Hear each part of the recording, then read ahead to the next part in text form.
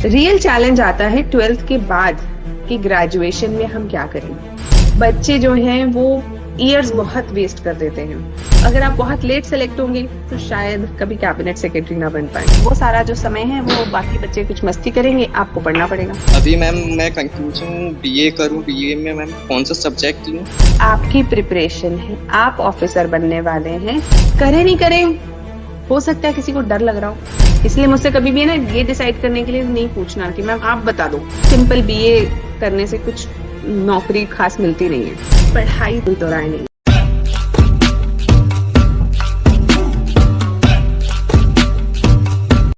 मैं थोड़ा सा बेसिक इंट्रोडक्शन दे देती हूँ अपना भी और इस टॉपिक का भी। उसके बाद मुझे लगता है कि हम बच्चों के सवाल लें तो ज्यादा बेहतर होगा, क्योंकि बच्चों के जो सवाल हैं वो ही एड्रेस करने ज्यादा जरूरी है। तो 12th देखो सब कर लेते हैं, सब in the sense majority of जो हमारा यूथ है वो 12th पास कर लेता है। रियल चैलेंज आता है 12th के बाद कि ग्रेजुएशन में हम क्या करें। ग्रेजुएशन बहुत अलग अलग तरीके से बच्चे कर सकते हैं। जैसे बहुत सारे बच्चे इंजीनियरिंग का एग्जामिनेशन देते हैं आईआईटी नीट के लिए, और दूसरे बच्चे नीट के लिए तैयारी करते हैं डॉक्टर बनने के लिए। फिर कुछ बच्चे सीए बनने की कोशिश करते हैं, कुछ बच्चे क्लैट का एग्जामिनेशन देते हैं कि एलएलबी करके लॉयर बने या फिर जुडिशियल सर्विसेज में जाएं। इसके अलावा कुछ बच्चे सिंपल बीए बीकॉम भी करते हैं, जो ह्यूमैनिटीज बैकग्राउंड इसलिए लेते हैं कि शायद आगे चल के सिविल सर्विसेज का एग्जाम देंगे। और लगभग ये सारे ही बच्चे, इनमें से जो क्रीम बच्चे होते हैं वो आगे चल के कुछ सिविल सर्विसेज का एग्जाम देते हैं, कुछ एमबीए करके फॉरेन यूनिवर्सिटीज या कहीं पर चले जाते हैं आगे की पढ़ाई करने। कुछ आफ्टर कॉलेज जॉब्स ज्वाइन कर लेते हैं। ये सारे रास्ते सब बच्चों के लिए खुले हैं। अब आपको ये सोचना है कि आपको किस तरफ जाना है। एक राह आपको पकड़नी होगी और उसकी तरफ आपको रेगुलरली पढ़ना होगा। एक राह इन द सेंस कि आपको कौन सा जीवन पसंद है। एक सिविल सर्वेंट का जीवन पसंद है, या एक सीईओ का जीवन पसंद है, या फिर आपको एक लॉयर का जीवन पसंद है। कैसा जीवन आपको पसंद है, आप उसी दिशा में 12th के बाद अपनी ग्रेजुएशन को प्लान करेंगे। मैं क्योंकि सिविल सर्वेंट रही हूँ तो, और अभी मैं सिविल सर्विस की ट्रेनिंग देती हूँ, तो मुझे ऐसा लगता है कि I will be more appropriate guiding you how to prepare for civil services after 12th। बाकी सारे रास्ते भी हैं, पर मैं शायद उन पे उतना अच्छा आपको ना बता पाऊँ, क्योंकि मैं खुद एक लॉयर नहीं हूँ, तो मैं उसका सक्सेस नहीं आपको बता पाऊंगी। मैं खुद एक कोई मल्टीनेशनल कंपनी में मैंने काम नहीं किया है, तो उसका सक्सेस रेट भी मैं आपको नहीं बता पाऊंगी, उनका जीवन भी नहीं बता पाऊंगी।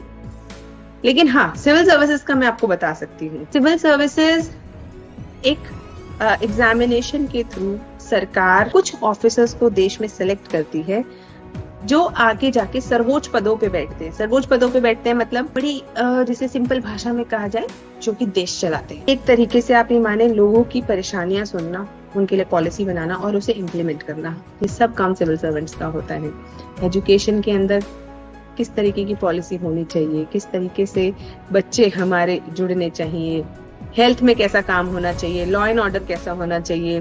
तो यानी अगर आप में से बच्चों ने सुना हो आईएएस, आईपीएस, आईआरएस, है ना, ये जितने भी पद हैं हमारे, वो सब सिविल सर्विसेज के द्वारा ही भरे जाते हैं, इस एग्जाम के द्वारा। और इसे बहुत मुश्किल एग्जाम बोला जाता है क्योंकि सिलेबस बहुत है। अब अगर किसी को इतने बड़े पद के लिए आप सेलेक्ट कर रहे हो तो पढ़ाई तो बहुत होगी, इसमें कोई दो राय नहीं है।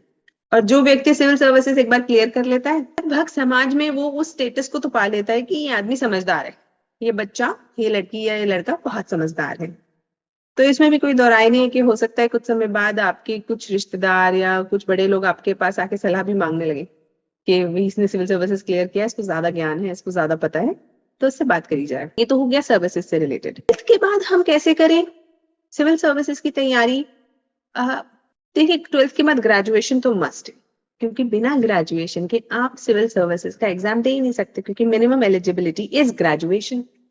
तो उस मिनिमम एलिजिबिलिटी के लिए कोई भी एक ग्रेजुएशन आपको करनी पड़ेगी। अगर आप आईआईटी या एनईट या सीए या फिर जिसे कहना चाहिए ये सारी चीजें कर रहे हैं, कोई ऐसा प्रोफेशनल कोर्स कर रहे हैं, तो ठीक है, ये आपका एक बैकअप प्लान भी बनेगा। बच्चे ह्यूमैनिटीज कर रहे हैं, वो कॉलेज के साथ साथ भी तैयारी कर सकते हैं। तथास्तु मैंने ओपन भी इसी इनिशिएटिव के कारण किया था इनिशिएटिव क्या, बेसिकली बच्चे जो हैं वो ईयर्स बहुत वेस्ट कर देते हैं।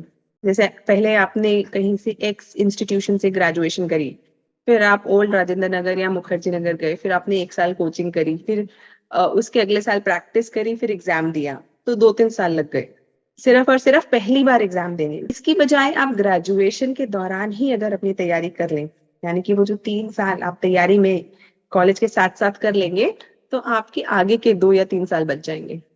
And we all know the earlier you get success, more better. आप जितना जल्दी सक्सेसफुल हो जाते हैं जीवन में, उतनी ही आगे बढ़ पाते हैं। जैसे कि इसका सिंपल सा मतलब सिविल सर्विसेज में ये है कि अगर आप 21-22 साल की उम्र में सिलेक्ट हो गए हैं तो आप कैबिनेट सेक्रेटरी बनेंगे। कैबिनेट सेक्रेटरी मतलब एकदम solid powerful position in country.